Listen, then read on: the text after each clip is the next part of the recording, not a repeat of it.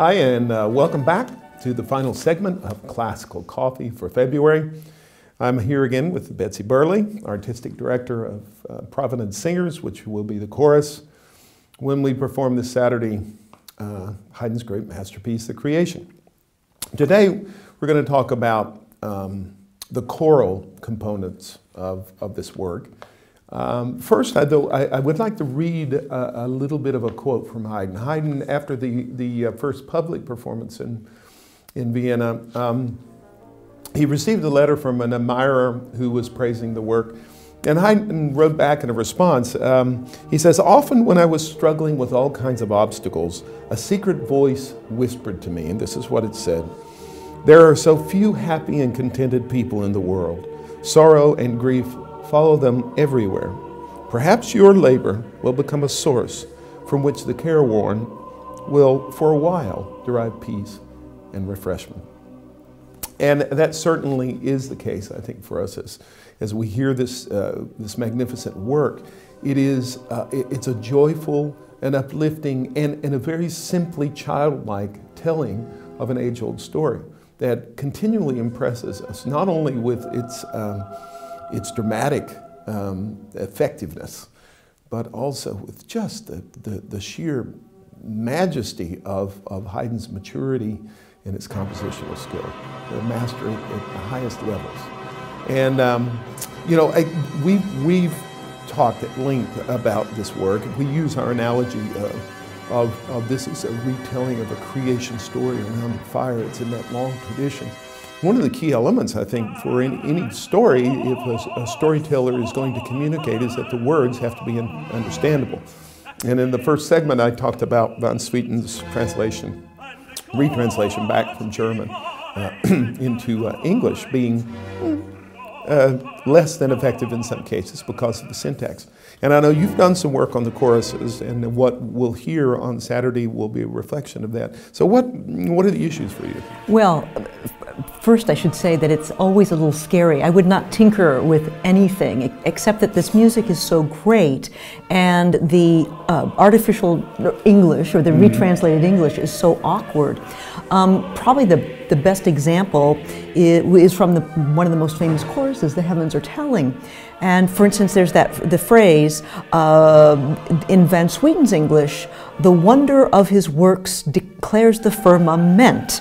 Now, first off, in our pronunciation, the word is firmament, and secondly, it's not exactly a word we use every day. Yeah. So there's a quick and easy fix. The firmament declares the wonder of his works, and then all of a sudden it makes sense. It's a little bit more singable. It's a little bit more understandable, and maybe Van Sweeten wouldn't have liked it, but I can't believe that Haydn wouldn't say that was an improvement. Well, you've done a lot of work on the choruses, and then you and I sat down and did some work on the arias and the recitatives with just that idea to remove some archaic words and in many ways return. I think what we've done is return to the meaning in the German, which probably was closer to Haydn's heart to start with, since he didn't speak English very well. And he composed it in German, so his compositional work was in the German text, but always with an idea that we present the story in language that's accessible to our audience. So I think we'll see how that works, but I think that's a strong point of what we're presenting this Saturday. The other thing I would like to talk about is oftentimes, you mentioned we were talking about the choruses and the strong dramatic language of these, not only in the power of the chorus, but also the contrapuntal nature of this. And Haydn, as I said at the beginning, he was so impressed by Messiah and Israel and Egypt that these stunning choruses, he burst into tears when he heard Hallelujah. He said, you know, Handel is the master of us all, and I feel like I must go back and learn everything anew. And certainly he sums up 60 some odd years of genius as a composer. in these choruses, the fugal treatments and the contrapuntal nature of all this. Can you say a little bit about those from your perspective? Sure. Well, I would start by saying that really after the very, very beginning, after light was created, and once we get through that sort of first beginning, the chorus's function is really simple. They sing songs of praises. Mm-hmm. God did X, Y, and Z on the second day, and we sing, Yea, God. But what's interesting is each one of these choruses gets more and more complex, a little bit more and more interesting, and a little bit more and more dramatic.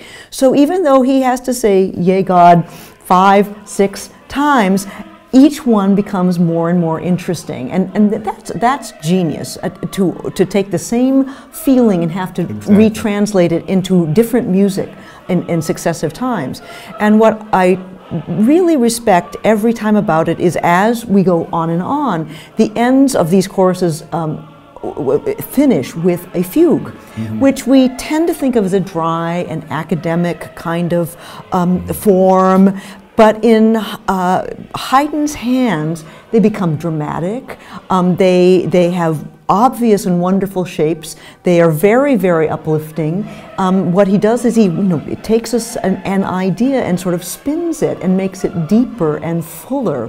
It's just brilliant the way he writes. And you would think that after a couple of hours of music that the final chorus would be like, oh, okay, we're done.